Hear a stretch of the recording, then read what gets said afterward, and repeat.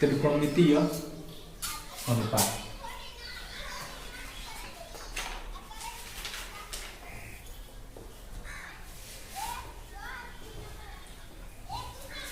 त्रिकोणमितीय अनुपात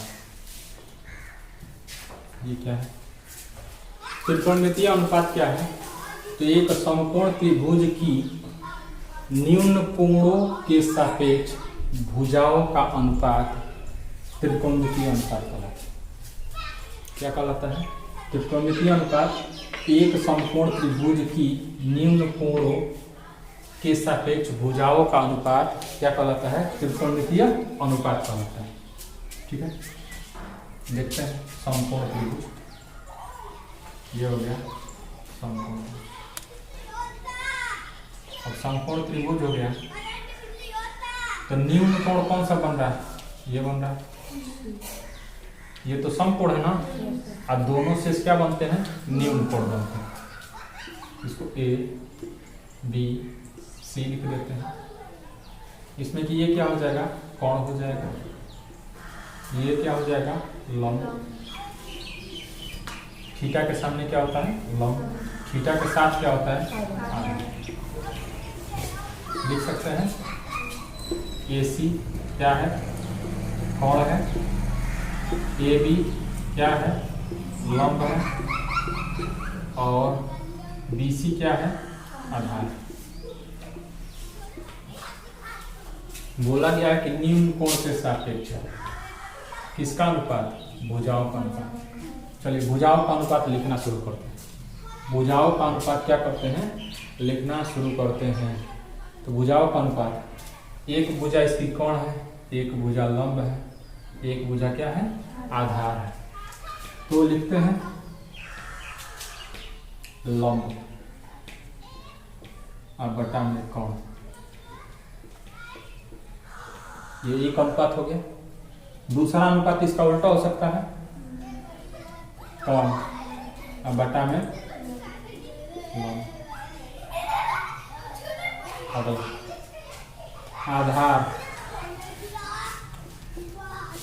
और बटा में कोण। अब इसका उल्टा मिल सकता है, ये क्या होगा? कोण और बटा में आधार। अगला लंब बटा में आधार। इसको लिख सकते हैं इसका उल्टा आधार और बटा में लंब। इससे ज्यादा कुछ अनुपात मिलेगा? अरे तीन का इसके साथ निकाल लिए। पहला क्या किया? लंब बटा में कोण। ये पहला, ये जो पहला है ऐसी का उल्टा लिख दिए, इन दोनों में अनुपात। फिर किसके साथ ले लिए? आधार और कोण का एक साथ दूसरे में। अब इन दोनों का रिलेशन कोण के साथ हो गया। अब इन दोनों का रिलेशन ले लिए, एक बार सीधा और एक बार उल्टा। लंब बटा में आधार और आधार बटा में लंब। इनका कुछ नाम रख दिया गया है। किसके सापेक्ष? इस न्यून कोण के सापेक्ष। जो ये कोण मिला है इस न्यून कोण के सापेक्ष इसका स्पेशल नाम रख दिया गया। आप चाहें तो कोई भी नाम रख सकते हैं, रमेश, उमेश, गणेश, कोई भी नाम। लेकिन आप रखें तो आप जानते हैं, दूसरा तो जानता नहीं है। ये रमेश का मतलब लंब बटा में कोण है, उमेश का मतलब कोण बटा में लंब है। आप अपने मन से बना लिए। अब ऐसा नाम रखना पड़ेगा कि जो सबके लिए उपयोगी हो। तो सबके लिए स्टैंडर्ड है, उस नाम को रखा गया है। इस अनुपात का कोई ना कोई एक स्पेशल नाम है। उसी स्पेशल नाम को क्या कहा जाता है? त्रिकोणमितीय अनुपात। किसके सापेक्ष में? इस थीटा कोण यानी कि न्यून कोण के सापेक्ष में भुजाओं का अनुपात। अब इसके लिए लिखा गया है साइन। क्या लिखा गया है? साइन। किसका अनुपात? एंगल थीटा का साइन के साथ। उसके बाद इसके लिए एंगल थीटा का कोसाइन, एंगल थीटा का क्या है? कोसाइन। इसका नाम क्या है? एंगल थीटा का कोसाइन। अगला है एंगल थीटा का टेंजेंट। अब देखिए एंगल थीटा का कोसाइन अनुपात क्या कहलाता है? लंब बटा में कोण। अब इतना बड़ा नाम पढ़ने से अच्छा है कि कुछ छोटा नाम कर ले, तो इसको सिंपल लिख दिया जाता है। क्या? Sine theta.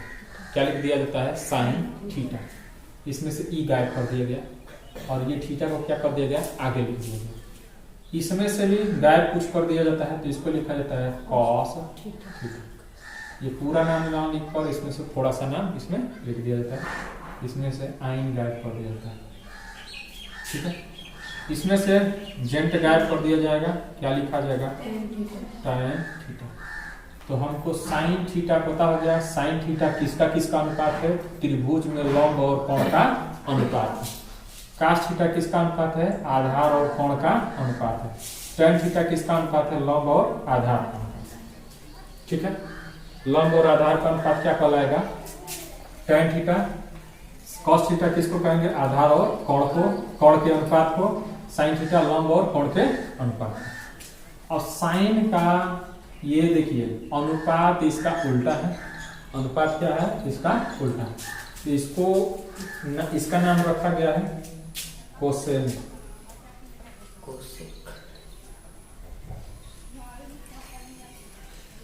Theta angle theta का कोसेक।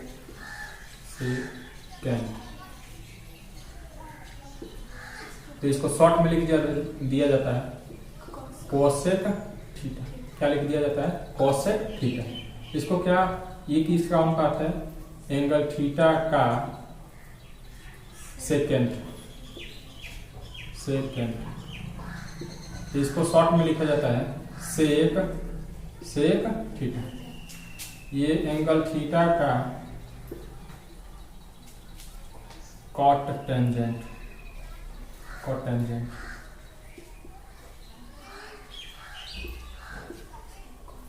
कोटेंजेंट। ठीक है, तो इसको क्या लिख दिया जाता है शॉर्ट में? कॉट। ठीक है, तो आपको क्या पता चला? साइन थीटा बराबर लंब बटा में कोण, कॉस थीटा बराबर आधार बटा में कोण। उसके बाद tan थीटा बराबर क्या मिला? लंब बटा में आधार। कोसेक थीटा बराबर क्या मिला? कोण बटा में लंब। सेक थीटा बराबर क्या मिला? कोण बटा में आधार। कॉट थीटा बराबर क्या मिला? आधार बटा में लंब। अब इसको याद करना थोड़ा सा मुश्किल हो जाता है, तो याद करने के लिए हिंदी मीडियम के लिए लंब को L लिखा जाता है और कोण को K। उसके बाद से इसके लिए A, यहाँ से K, L और A। तो इसमें का ऊपर वाला अक्षर लिखें तो ये होता है L A L, ऊपर और नीचे क्या हो जाएगा? K K A। तो ये लाल बटा में कपटा। ऊपर से अगर जो सीधा सीधा पढ़ेंगे तो पहला साइन, दूसरा कॉस, तीसरा टैन, और नीचे से पढ़ेंगे तो साइन का उल्टा कॉसेक, कॉस का उल्टा सेक और टैन का उल्टा। अब उल्टा भी याद करने में अगर जो दिक्कत है तो उसको भी देख लीजिए। कौन किसका रेसिप्रोकल है याद करने में दिक्कत है तो समझिए। साइन का रेसिप्रोकल क्या है? साइन थीटा का रेसिप्रोकल है कोसेक थीटा। इसके बाद कॉस थीटा का क्या है? कॉस थीटा का क्या है? Sec theta. टैन थीटा का रेसिप्रोकल क्या है? Cot theta. देखिए इसमें टी आया है तो इसमें भी टी आया है। इससे याद कर लेंगे जिसमें टी है वो उसी का क्या है? रेसिप्रोकल। इसमें देखेंगे शुरुआत में सी है, अंत में एस है। इसमें शुरुआत में एस है, अंत में क्या है, सी है। ये इसका रेसिप्रोकल है। अब जब 2 का रेसिप्रोकल पता चल गया तो तीसरा का तो ऑटोमेटिक पता रहेगा। ठीक है, तो ये याद करने का थोड़ा सा तरीका है। चलिए, तो इससे कैसे पता करेंगे, लाल बटा में कब का। उसके बाद से इंग्लिश मीडियम के लिए हो जाएगा, ये होता है परपेंडिकुलर, आई होता है हाइपोटेनियस। ये होता है बेस, आई क्या हो जाएगा, हाइपोटेनियस। ये क्या हो जाएगा, परपेंडिकुलर, और ये क्या हो जाएगा, बेस।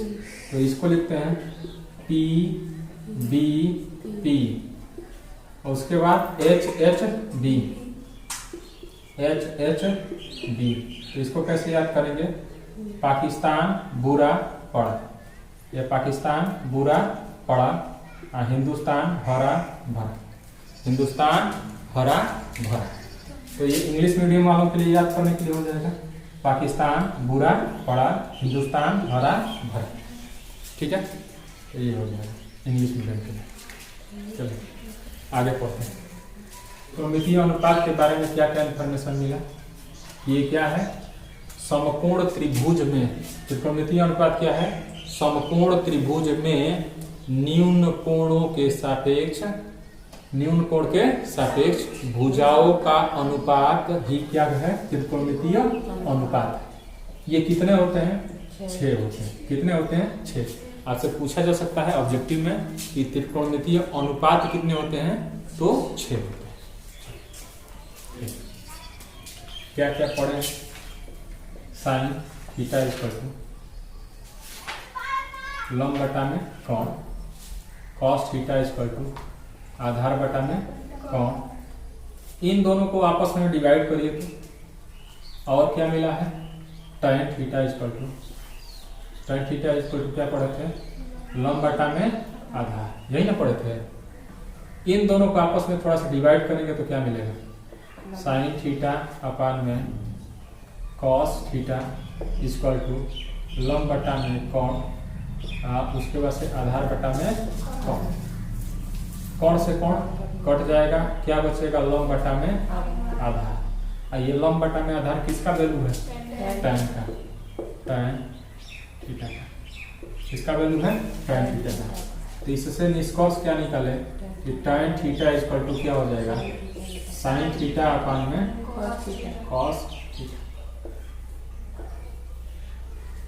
sin थीटा अपान में cos थीटा। इसी प्रकार कोसेक देते हैं, कोसेक थीटा इक्वल टू कोण बटा में लंब, उसके बाद से सेक थीटा इक्वल टू क्या होता है, कोण बटा में आधार, और यहाँ पे पता करते हैं कि कॉस थीटा इक्वल टू होता है आधार बटा में लंब, आधार बटा में लंब। इन दोनों का आपस में भाग दीजिए तो मिलेगा cosec theta upon sec theta, cosec theta upon में सेक थीटा इक्वल टू कोण बटा में लंब बटे में, ये क्या हो जाएगा, कोण बटे में आधार, कोण से कोण कट जाएगा, ये आधार ऊपर चला जाएगा, आधार बटा में लंब। तो ये देखिए आधार बटा में लंब हम क्या जानते हैं, कॉट थीटा, कॉट थीटा। तो हम समझ गए कि कॉट थीटा बेसिकली क्या है, कॉट थीटा इक्वल टू है कोसेक थीटा अपान में सेक थीटा। एक बात और समझिए, साइन थीटा इक्वल टू है लंब बटा में कोण, और कोसेक थीटा इक्वल टू है कोण बटा में लंब। तो ऐसे लिख दिया जाए, इसको उल्टा मतलब रेसिप्रोकल किया जाएगा तो 1 अपान में कोसेक थीटा इक्वल टू क्या मिलेगा, लंब बटा में इसको 1 अपान में k बाई एल, इसको लिख सकते हैं l अपान में k, जो कि किसके बराबर है, साइन थीटा के। किसके बराबर हो गया, साइन थीटा के। इस प्रकार इसको लिख सकते हैं sine theta is equal to 1 upon में कोसेक थीटा। इसी प्रकार सबका निकाल सकते हैं, तो हम निकालते नहीं हैं, आप लोग करते रहेंगे। ठीक है। सेम एकदम सेम यही तरीका है। तो इसको लिख सकते हैं cos थीटा इक्वल टू 1 में sec थीटा होता है और tan थीटा इक्वल टू होता है 1 में cot थीटा। ये भी याद रखना है, ठीक है। जरूरत जहाँ पड़ेगी वहाँ इसका उपयोग किया जाएगा, ठीक है।